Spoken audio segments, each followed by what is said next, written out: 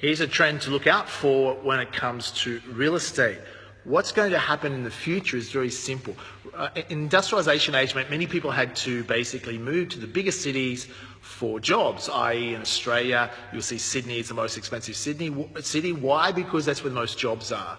Melbourne is about half the price of Sydney, but still has a lot of jobs because they've obviously have better infrastructure and a lot more land available. So as a result, property prices there are cheaper. But what's going to happen in the future? Already you start to see this trend of people becoming entrepreneurs, contracting. The age of 9 to 5 corporate careers of salary base is coming to an end. More and more people, whether it's through robotics and automation, with Amazon and Airbnb and Uber, more and more people will be moving to working part-time. So what's that going to do to real estate prices? It means you no longer have to live in an expensive city to work.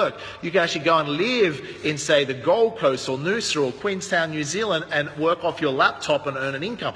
I've been doing this, for 20 years, but now this will become available to middle classes. More and more people escape the rat race or generate an income online. Therefore, you don't have to live in an expensive city. So property will increase more in value in the ideal locations where people rather retire, semi-retire, or move to because they can enjoy the internet income. Makes sense?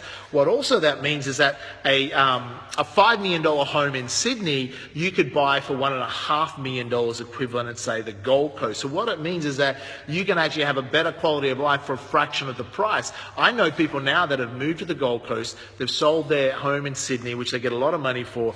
They can buy a nice home on the water in the Gold Coast. Still, you can get pretty nice mansions for $1.5 million on the water in some locations.